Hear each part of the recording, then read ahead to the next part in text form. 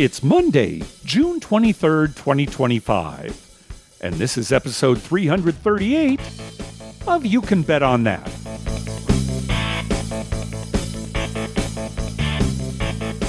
Hi, everybody. Welcome to You Can Bet on That, a podcast for the recreational gambler. I'm Mark Duvall. I'm Dr. Mike. Dr. Mike, how you feeling? Feeling fine. Good. Just lounging around, enjoying our thunderstorms. Oh, yeah. One day it's sunny and hot. Next day it's thunderstorms. Yeah, Midwest weather. Yeah, Midwest weather. If you don't like it, just wait about 10 minutes. Yeah. Meanwhile, the weather here is the same. Yep, same as usual. Yeah, no change. Although aren't you going to get some rain from the hurricane down in Mexico? I don't know, maybe. Yeah. Whatever. It'll probably turn east and go up through Texas and then come right here. Oh. Well, Dr. Mike, on our last episode, we got a nice call from our friend Melanie. She talked about a situation at the poker table where she had a small pocket pair. Two larger pair came on the board along with a middling kicker on the board. She tabled her hand and her opponent folded face down. Now, the opponent was relatively new and didn't realize that his king, his single king in his down cards, was the better kicker. Melanie, right. She was counterfeited. She was basically just playing the board. I think it was like pocket threes or something. So it was a terrible run out for her. With his king, he didn't realize it. And his friend said, no, turn your cards over. You've got the winning hand. And the floor came over and basically made the decision that, okay, we'll award him the hand, but really one player to a hand, don't let this happen again. And you and I said, oh my gosh, no.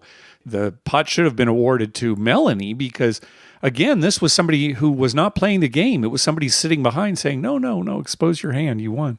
Right. That was our decision. Well, we actually got quite a bit of feedback on that. A lot of people disagreeing with us. And I think they made some compelling arguments. Again, the hand was not completely mucked. In other words, it didn't end up in the muck, right? He did push it towards the dealer, so it was still retrievable, right? And you want to award the pot to the best hand, right? I mean, that's sort of the idea behind poker is, if there's any kind of controversy, ultimately, for the good of the game, it should go to the best hand. But we're saying, wait a second, there's a second player here. So again, we got some feedback here, and I got to thinking about it, thanks to Boring Jack. Jack doesn't mind that we're using the moniker that the Crap Vegas guys came up with. But Boring Jack. Boring Jack because the way he plays craps, same as me. Yeah. Boring Mark. Very boring. Yeah. But he made an argument. It kind of got me thinking about a hypothetical. Let's say it had been in the middle of the hand, right? Not the end. Mm-hmm. And the player was about to call. And his friend said to him, no, you should raise. Okay, what would have happened in that case? Well, of course, everybody, hey, one player to a hand. They'd admonish him. They'd say, you can't do that. If that happens again, you're getting kicked out. But the hand would continue. Yeah. It wouldn't be a dead hand. And that's kind of what happened here in Melanie's case. Sure, it's the end of the hand, but it's the same kind of thing. The statement has been said. The hand is retrievable. Again, this is a new player. You don't want to alienate new players. The game of poker needs new players. Otherwise, it dies.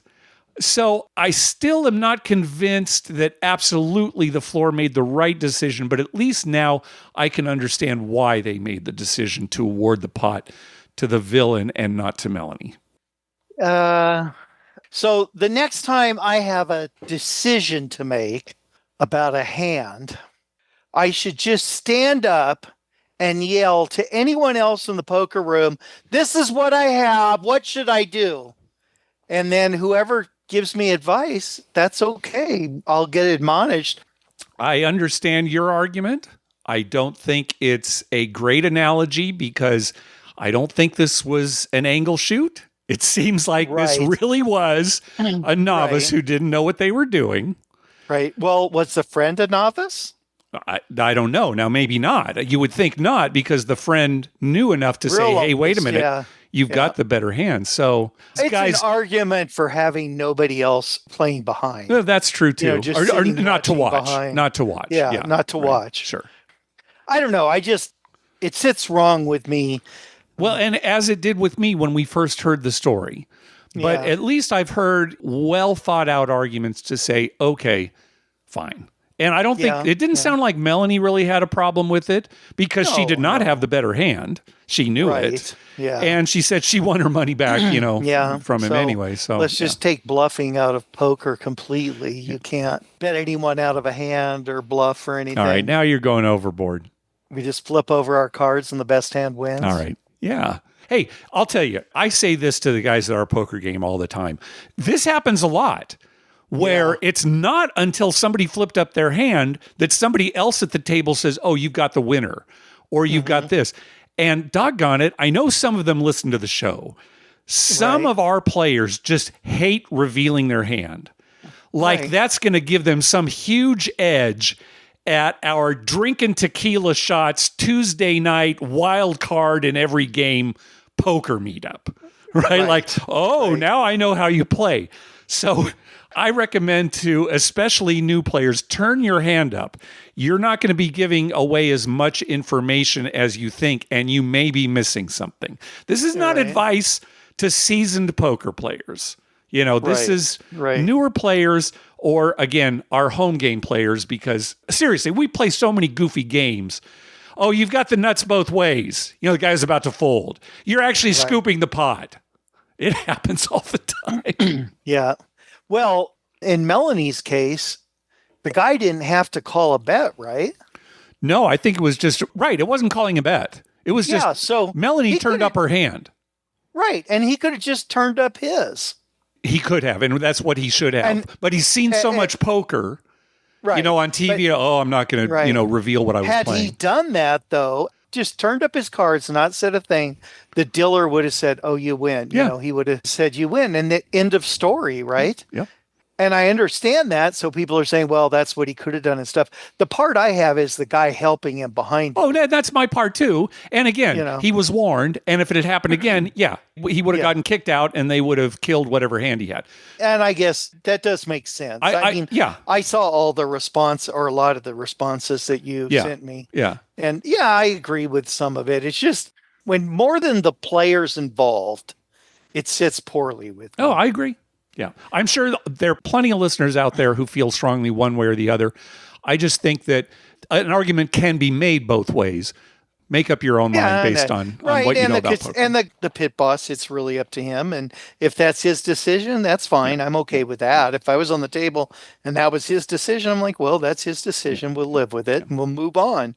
All right. Speaking of moving on, let's move on. So last couple episodes, we've been talking about Main Street Station quite a bit.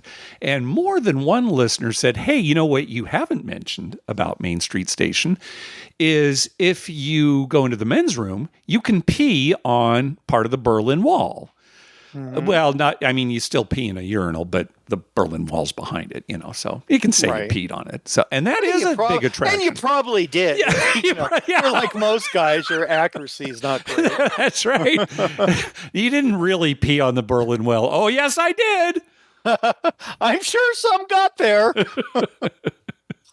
Anyway, listener Chad was one of the listeners who reminded us about that. And he also added, hey, what will the restrooms be like in Dr. Mike's and Mark's future casino?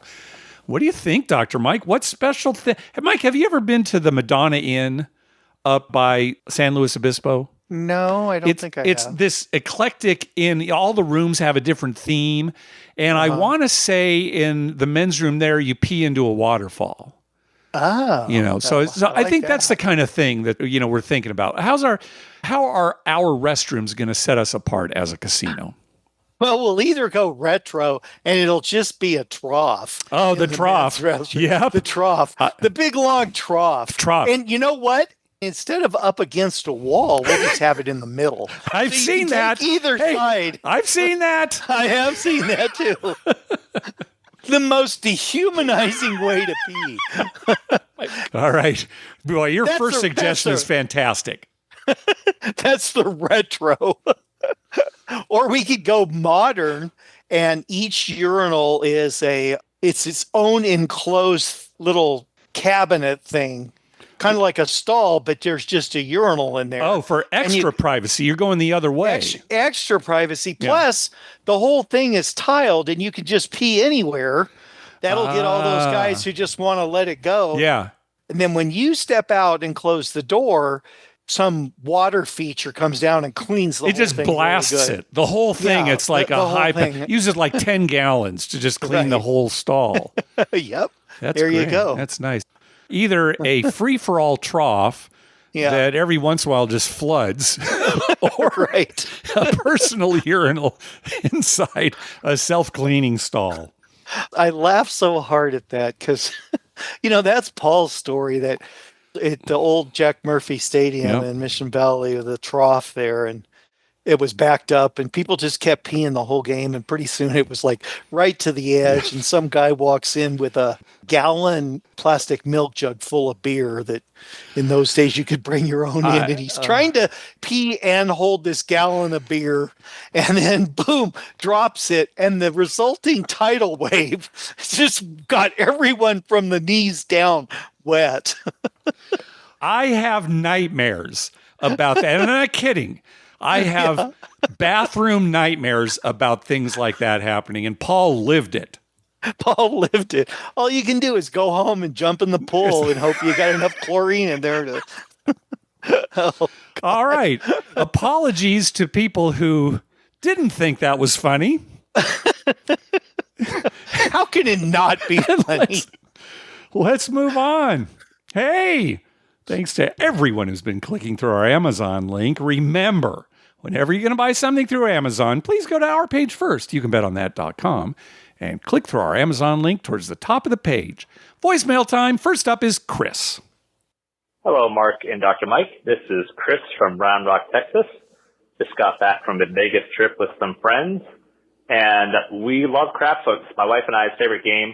Had a hard time finding tables we were comfortable to play at. I don't like playing higher than $10 and really $5 per game. So we had to, outside of sometimes at Ellis Island, play a lot of the non-traditional table craps games. So we played a lot of bubble craps, the push the button one. It's good because there was 6 of us, and so we can all play together, and you still have the camaraderie that you might have at a regular craps table. The issue with that one, it kept on breaking, kept on malfunctioning. We were staying at Paris, and that machine is from 2009. Money got stuck in there. Tickets got stuck in there a couple times. The dice kept on landing at an angle, and we had to get an attendant to come every single time. That happened like 5 times. So that was my only issue with that. But it was $5. It's affordable to play. We also, I played a little bit of, I think it's the Roll to Win, the one where you have your own little screen, but someone is actually throwing dice on a craps table. There is a stick person. And my only issue with that one is that, gosh, I could not see the dice. I couldn't see what the roll was. There's a little video there that shows it, but there were several times where it looked like a 7, but it was an 8. And I even asked the shooter, I was like, hey, just give me, as long as it's not a 7, just give me a thumbs up. And he had the biggest poker face every single time. We had no idea what the roll was. So you couldn't really see it, couldn't even really hear it either. So that was an issue with that one. The other stadium bubble craps, the one where they have, you can play the different roulette games, blackjack, whatever, and there's a little bubble in the middle that has the craps. That was fine. The only problem is, gosh, I know, Dr. Mike, you said you don't love the 30-second timer for the push the button one. I think this was 7 seconds. You literally had 7 seconds to make your bet every single time. I know the casino makes money the more rolls they do, but if you don't have time to make a bet, I feel like they should extend that time at least to like 10, 12 seconds in order to get those bets in. That was too stressful for me, so I didn't enjoy that one as much. And then the last one was like the solo craps one where you have plenty of time to make your bet. Problem is there's no camaraderie. You are playing that single machine by yourself. So that one was not ideal. But overall, yeah, that was kind of my rundown of all the variety of different craps machines when you had to play a $5. We couldn't quite find a $5 table. We were able to get on some tables. We played a little bit at Ellis Island. We always enjoy it there, although the construction is pretty expensive there right now. It's tough to even just get to the casino. We were playing at Downtown Grand a little bit, and gosh, the craps tables are not that nice to other players or to each other. In fact, there was one player who had a really nice roll and afterwards kept on playing, and he was trying to make a bet, and English was not his first language, but he was trying to make a bet, and the dealer didn't understand the bet. He's like, sorry, don't understand what you're doing, and was really rude to him, and the guy ended up leaving. And then another dealer at the table got mad at a rude dealer saying, like, what are you doing, man? Like, if you're nice to him, he'll take care of us, and now you were a jerk, and now he's gone, which is totally true. Except that dealer that made that good point later on was a jerk to other people. Is keeping your hand. We all want to make sure you keep your hands off the table. But he was just excessively rude to people about that warning. And so, yeah, like it's funny that the guy was offering advice to his colleague, but then not taking his own advice. We also stopped at El Cortez. El Cortez, they always have that boarding pass deal where you get in and you show your boarding pass and you get like a free drink and a $10 slot play and then a $25 match play. The only thing is the match play has to be done on blackjack, which is fine. The only issue with that is there were 6 of us, and at those blackjack tables, they had 2 tables open. They were pretty full. There was one that had a single opening, but it was double deck. And I told the person, I waited till the whole 2 decks were done, and I sat down. I was like, okay, we're going to each do a match play one after another. And they said, nope, you have to wait till the whole 2 decks are done. So in order for us to do those 6 match plays, we had to sit through 6 completions of those double decks. And a couple of my friends were like, you know what, I'm not even worried about that. So that's just a little flaw in the system. I would prefer we just be able to use those match plays on any even money bet, like craps or roulette, and that would have made that better. But overall, great trip. We had a fantastic time and already ready to go back. I hope you are doing well, and I'd love to play craps with you sometime. Thanks. Bye. All right. Thanks, Chris. Great report.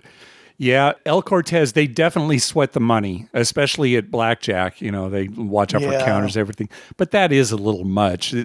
It's not like you're coming in mid-shoe, like a big shoe. Somebody's counting and the shoe gets real good. It's just double deck, you know, and they're using match play, right? And they're not running some scam. The first guy hasn't seen anything. The second guy, he's seen a few cards out of a double deck. So, oh God, that's annoying. All right. And then I was very disheartened to hear about the experience at Downtown Grand. You know, we're going to be going there here for a 360 Vegas vacation. Infighting with the dealers, not even just being rude to the customers, but to each other. That sounds like a bad work culture. I hope that's not something we get exposed to when we go here soon. Remember the good old days when the only unhappy, not really rude, but just standoffish dealers were at Caesar's Palace, and everywhere else they were nice and friendly. Yeah. I miss those old days. Now it's everywhere. Yeah. It's not like Caesar's Palace has changed. You know, if anything, they're worse. But it's kind of spread to other places. It's kind of spread around. That's another thing. Time. Everything's got to be so fast nowadays. Like, you know, let's roll. Come on, get this done. Just relax. I mean, they time baseball. The pitchers have to pitch in a certain amount of time, you know, and everything. Well, you got to keep everything moving.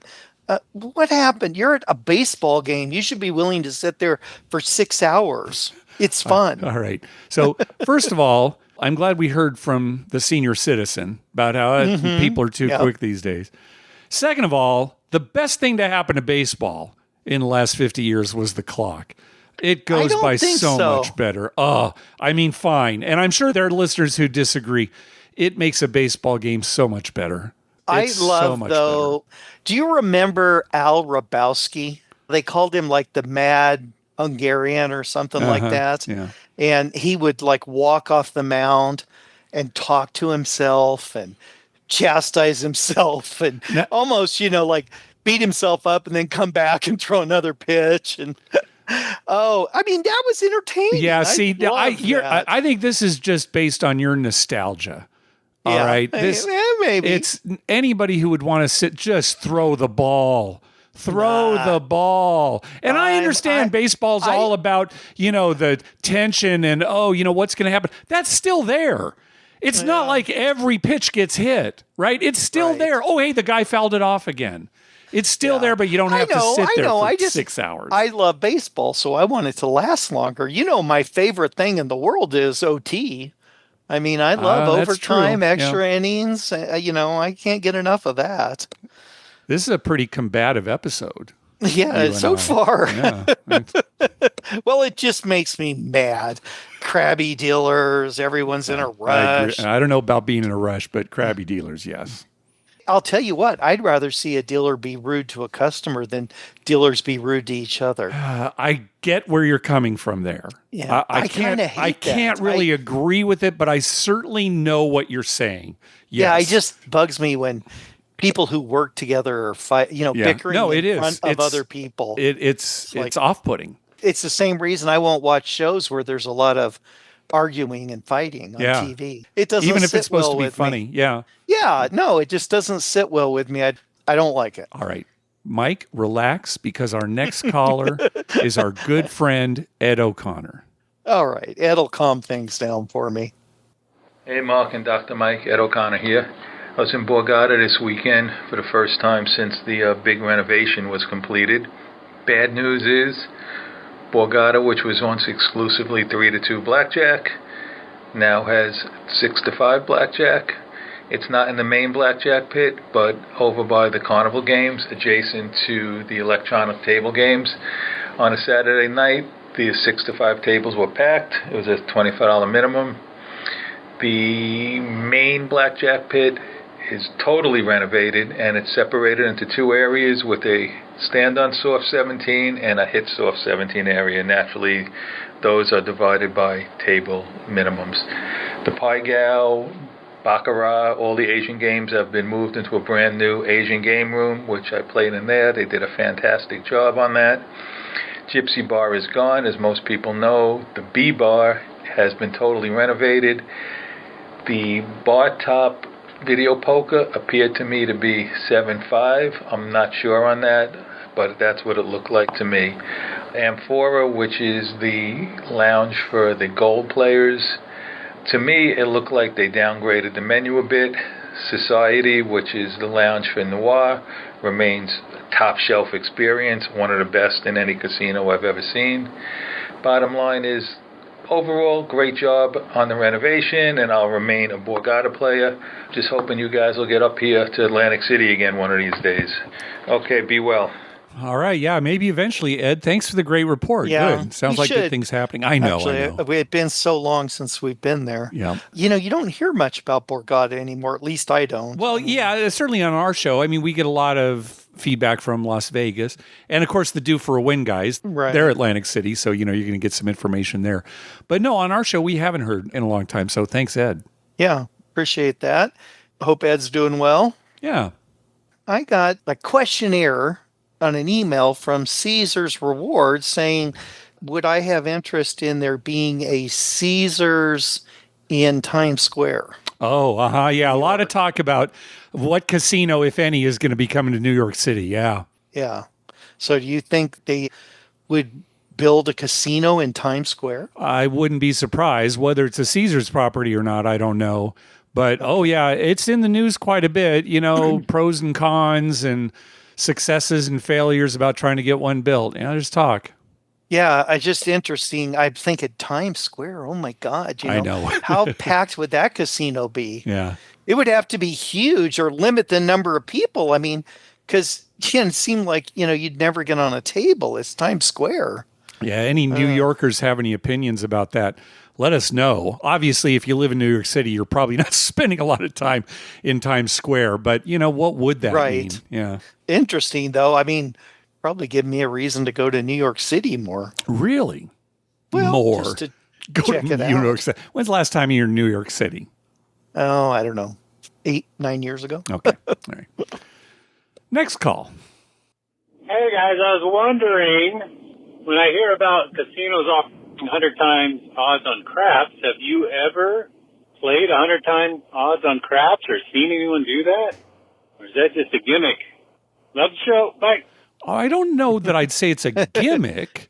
Yeah, I but- played 100 times. So have I. Dr. Mike certainly does. Now, we started when Binion's downtown, the Horseshoe used to have dollar craps with 100 times Yeah. odds. That was the Right. place to play, right? And so, Oh yeah, you there- put $1 on the line, 100 behind. It was great. nowadays when 15 is about the lowest that you can find, okay, is anybody putting 1,500 behind? Well, Dr. I've Mike, seen it. I've seen it. And, Mike, when you're having a good roll, you'll start with like 20 times odds, maybe. Yeah, Something like yeah. that. So, I've got it up to 100 on Yeah. on a $15 one. With guys having a good roll, you just keep pressing those odds up there. Yeah. I don't want to say it's a gimmick. I think it's just good marketing. Of course, most people aren't taking it. Most people aren't taking 10 times odds. Right. But if you offer it, that is at least good marketing, and maybe you'll get some extra customers. Around here, Diamond Joe and Isle Casino, they all have 10 times odds. Yeah. And most people, a lot of times, I'm the only one who's even close to it. Right. Well, we'll see, because some of the casinos in Blackhawk have 100 times odds. So I'll start looking a little bit more. Yeah, it doesn't happen very often, but maybe we'll see some high rollers there, and they'll. I like it because that leaves it open for whatever odds you want to take. Yeah, it's like infinite odds. We offer infinite odds. Well, not literally, but I mean, how much are you going to risk, right? So, yeah. Right. Because when you say like 5 times or 3, 4, 5, you're limited. You're capped on. Yeah, and there are plenty of players who wish they could put more. Right. Yeah. Especially if there's some of the smaller casinos where it's like, a $500 limit or something or things like that. Anyway, it just gives you freedom to do whatever you want. Yeah. Doesn't mean you have to take 100 times. Right. Well, speaking of Blackhawk, let's hear from Sasha. Hi, Mark and Dr. Mike. This is Sasha from Wyoming. Mark, I'm so sad I won't see you at 360 Vegas Vacation this year. I vowed that I would never miss one, but my son's getting married that weekend, so unfortunately I won't be there for this one, but hopefully in the future. And for that reason, I'm really going to try and make it to the meetup at Black Hawk. Make sure to enunciate that right. And I was actually just there. I had a little conference in Denver. I'm driving home. I was listening to the podcast and thought I would give you a quick call with some thoughts on my quick trip. I arrived late, about 11 o'clock at night, and that's a mistake. I would caution listeners not to make plans to arrive too late into Blackhawk. If you're regular like Melanie, it's probably no problem, but if you've only been once or twice or have never been before, you want to make sure that you arrive earlier. The service levels drop off after about 10 p.m. for check-in and things like that at a lot of the places. So also, if you're driving yourself, you probably don't want to be making that drive in the dark. Again, regulars probably don't have an issue with it, but it is a curvy mountain road and the speed limit in most places is posted at 40. So you just want to make sure you're alert, and probably arriving before dark would be a good idea. I stayed at Horseshoe. It was all right. It had some service issues. The room was fine. I didn't love the casino layout, but I had some luck, played some double craps, put 100 in, cashed out for 400. Decided to do that rather than regular craps because I was tired, and it was nice to just sit there and kind of mindlessly hit the button. And that's one of the nice things about Bubble Craps, the individual station, not the one where you have to wait on other people. So that was fine. But the next day I went to Ameristar and just really enjoyed that experience. Played craps, great craps crew, just a really positive, wonderful experience. I ran out of time, so I had to leave, but I would have stayed there and played all day. It was great. Just a reminder to listeners, when you go to Black Hawk, bring light layers of clothing. You never know what the weather is going to be. And drink lots of water. Drink more water than you think that you need to, so you don't get any altitude sickness or have any negative effects like that. But I'm looking forward to the September meetup. Thanks so much. Love the podcast. And I fully and wholeheartedly agree that you should encourage your kids to gamble. I do. All right. Thanks. Bye. Oh, there you go, Dr. Mike. Yeah, I think you're the same way. Yeah. Yeah. Oh, yeah. I mean, live life to the fullest. Yeah, great information about Blackhawk. I guess your son's wedding is a good enough reason to miss 360 Vegas Vacation. Why isn't he getting married in Vegas? Yeah, that was the first thing that occurred to me too, Mike. I don't know. Kids these days. Yeah, crazy. I want someone to call in and say to me that they insisted to their spouse that they get married in Vegas. And that was the only way they were going to get married. That's the only way, right, that they would get married. That's great. I'd love to hear that story too. I'm sure there are plenty of listeners who got married in Vegas, and that is a fun way to go too. But I'd like to know if that was an ultimatum. If we don't get married in Vegas, I won't marry you. Yeah. See, that's what I want to know, an ultimatum. I think in our casino, Mark, we will have a chapel and we will offer wedding packages and stuff. However, you can only have one officiant, and it's going to be Barney Fife. Like a Barney Fife impersonator with the whole getup, the hat and everything. Mm-hmm. Either that or Barney Rubble. Other than both being named Barney, there's not a lot of crossover there. No, but I like them both. Barney Fife and Barney Rubble I agree with are you both great characters. I agree with you. Okay, I think we've tangented enough here. Let's move on. Next call. Mark, Dr. Mike, Josh from Wisconsin. I've been going to school in Utah, so the closest casinos I like to go to is Wendover, Nevada. It's kind of on the border. Nobody's real happy over there. I usually find myself to be the happiest dude over there. So one of these times, I'm going and I'm killing it on the blackjack table. Pit boss comes over. He takes my ID, and he's gone for about 10, 15 minutes. And I think nothing of it. I keep doing blackjack for the rest of the night. I come back maybe 6, 7 months later, and everyone keeps pressing me for a player's card. You know, I know their player's card has benefits. The only reason I don't sign up for a player's card ever is because they just push it so hard. I'm like, why do you want me to have this so bad? So the topic comes up, and I find out all those months ago, this pit boss made a player's card for me without telling me, without doing anything about it. And this is the first time finding out about it. So I stopped gambling, and I start asking the clerk, I'm like, yo, you need to explain this to me. And they say, basically, because I kept pressing, I'm like, no, you got to tell me the truth about this. They're like, this player's card is a way for us to keep track of spending and earning for your taxes. And my jaw dropped to the floor. I was like, no way. Do you guys have a lot of experience with players' cards? I mean, what's the face value? What aren't they telling me about this kind of thing? Is it in a lot of casinos? What's the deal with these things? Hey, thanks, guys. You're a lot of fun to hang out with. I appreciate it.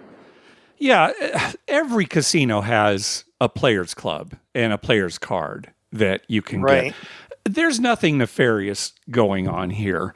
All it does is it helps the marketing team send you what they believe to be appropriate offers. And we recommend that everybody going out there, especially recreational gamblers, get a player's card, because then you get offers from the casino for comps, free play, all sorts of things. Now, the way they phrased it, it's, we keep track of your wins and losses for taxes. Okay, they do keep track. So at the end of the year, if you ask them for a statement, they will send you one, but they don't report anything to the IRS. There's nothing like that going on. No, it's just a courtesy for you if you want to know. And if you're playing table games, that statement's probably not going to be very accurate anyway. It's best to keep track on your own. But that's something that they offer. They are not reporting anything to the IRS.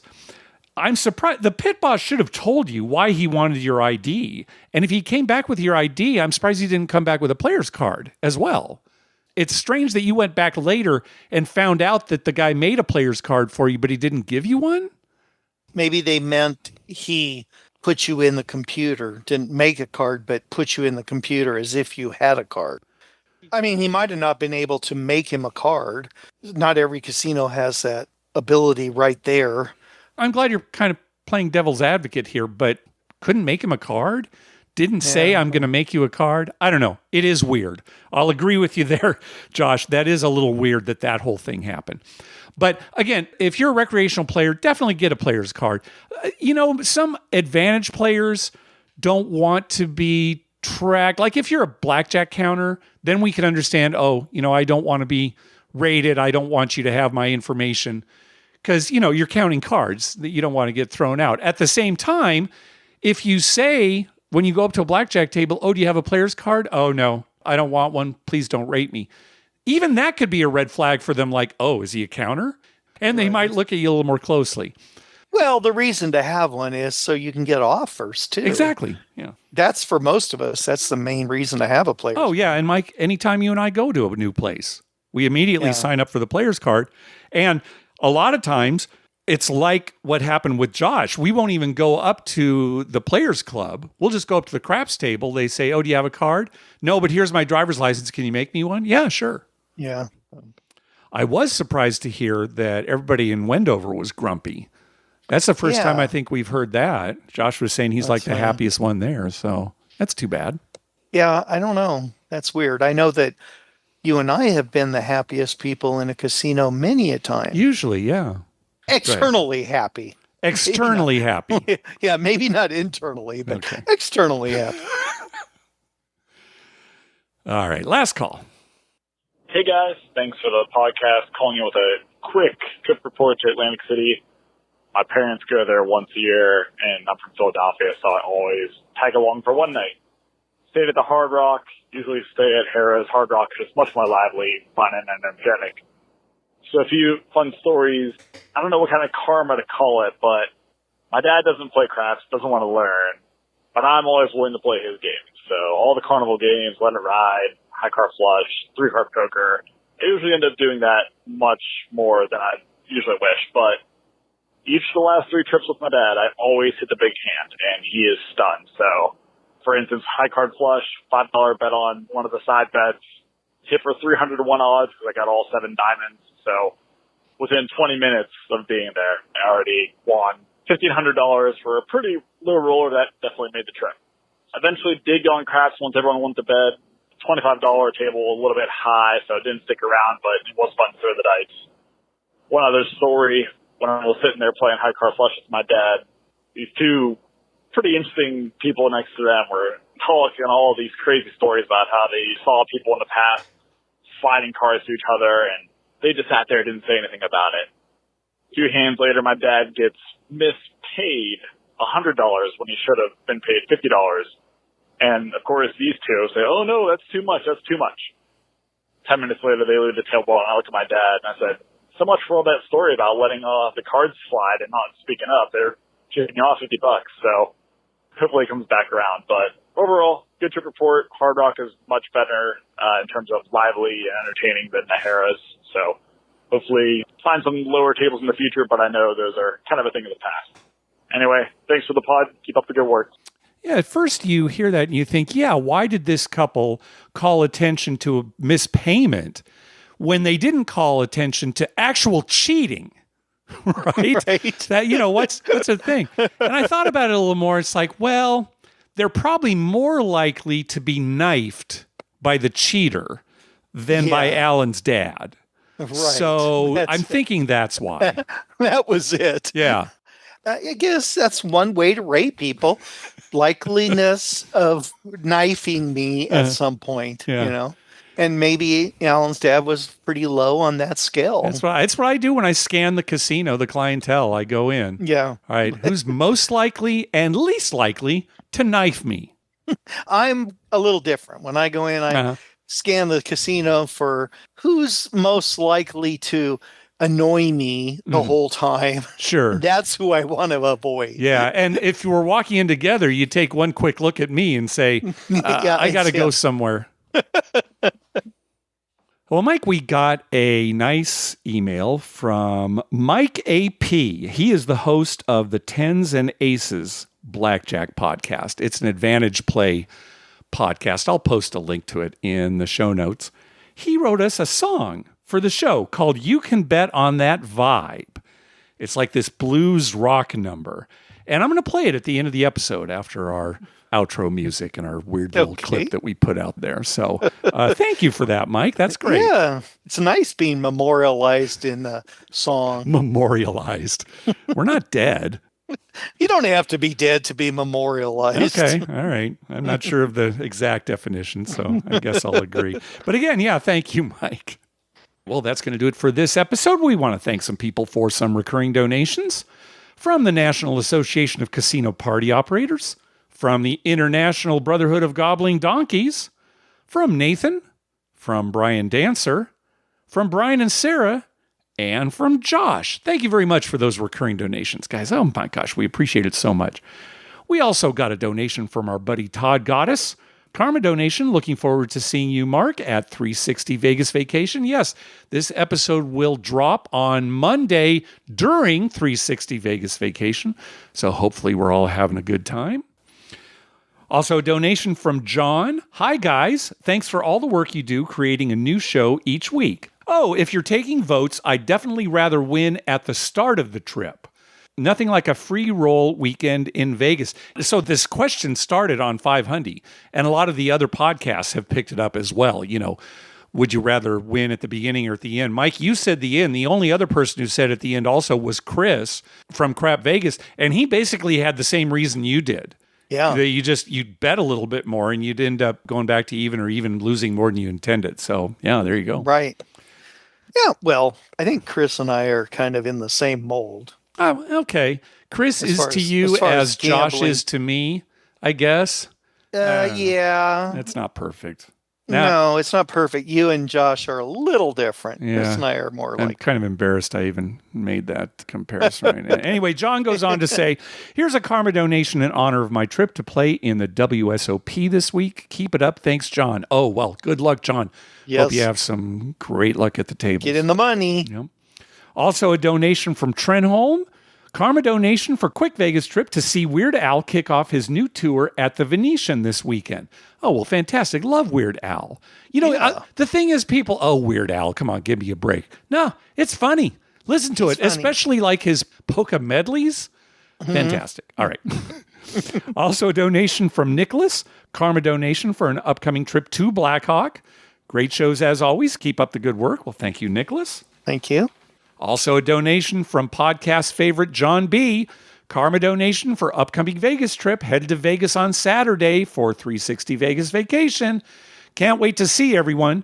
Trying something new and spending 2 nights at El Cortez, then at Luxor with the Willy Wonka elevators. All right, we'll see you this weekend, John. And finally, a donation from Donald, a karma donation for upcoming trip to WSOP, staying at Horseshoe to live in the belly of the beast. Well, also to you, Donald, great luck at the poker tables. Yes, money. Get in the money. Hey, at the top of our webpage, you'll find a link to our store where you can buy You Can Bet On That merchandise at 50% off. Also, you can find a listing of all the gambling-related shows coming up on American television at youcanbetonThat.com/TV-listings. And we've got a list of gambling-related movies at youcanbetonThat.com/movies. We'd love to hear from you. Call our voicemail hotline at 951-292-4377. That's 951-2-WAGERS. 9512-WAGERS. Or you can email us at youcanbetonthat@gmail.com. We're also on Twitter at youcanbetonthat and on Facebook at facebook.com/youcanbetonthat. What do you got for us, Dr. Mike? You know, Mark, you have been really on a roll with your sports betting picks for baseball. It's been good, huh? Yeah, one day you made like 8 or 9 bets, got every single one of them right. I think it was only 6, but yes, okay, yeah, but still, But then there were several other days where you got like one wrong and the rest right, you know, or had really good days. Yeah, and so our little betting fund has slowly increased, and probably our best year ever so far. Yes, for sure. Yeah, and I don't know what you're doing, but keep it up. Okay. And because I follow it so closely, you know, throughout the night as the games are going on, last night I had a dream, and you and I were going in a casino or something, and there was this little girl at a desk. And she kind of looked like Orphan Annie, you know, with the frizzy hair, chubby face. Right. No eyes, no pupils. Yeah, no pupils. And she's sitting there at the table and she's like, okay, what are your picks today, boys? And we're giving it, she said, I'm just making a fortune off you guys. These are great.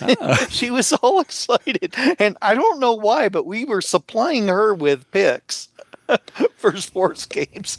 And why, like a little 8-year-old was in a casino, I don't know. Yeah. I woke up sweating, thinking, I hope we don't get in trouble for this. for giving our picks to a minor. Yeah, in a casino.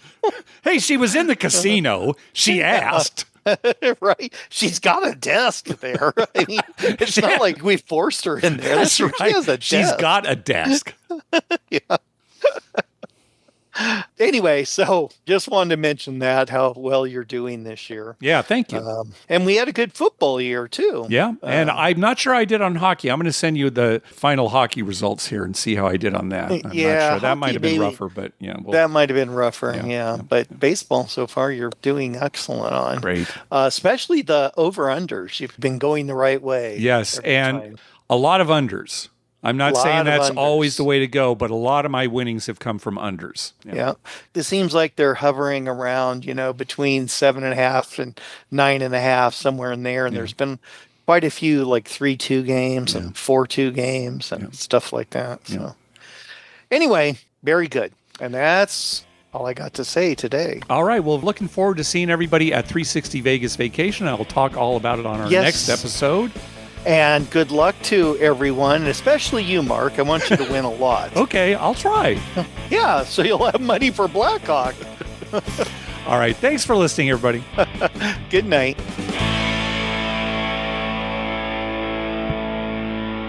Oh, Adam, the installation guys called. They can meet you at 9 tomorrow. Okay, great. Oh, no. That's not going to work. We need to buy my lottery tickets at 9. That's my lucky time. How is it lucky if you've never won? Every time I don't win, I'm building up my luck. That's how it works.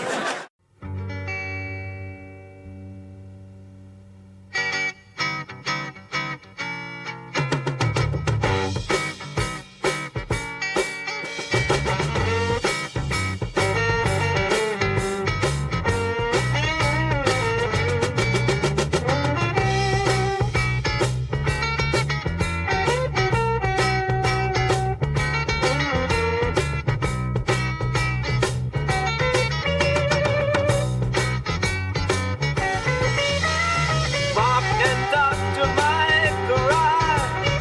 Echoes through the night. You can bet on laughter. Follow what feels right.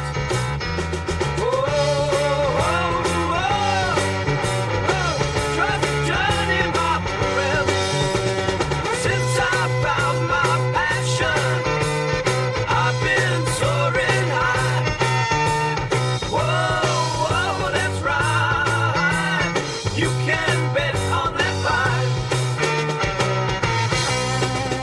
Moments drift like whispers, chasing shadows dance. You can feel the rhythm, embrace the endless chance, and you will see life.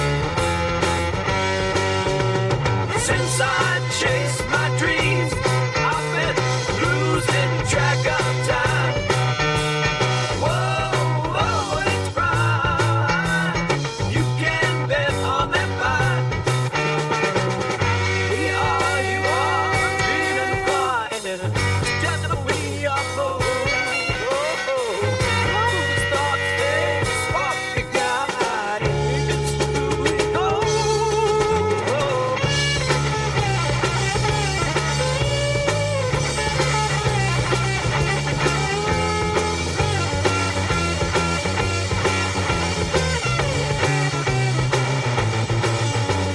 Since I found my passion, I've been soaring high. Whoa, that's right. You can bet on that vibe.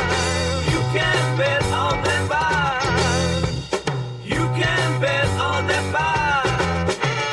You can bet on that vibe.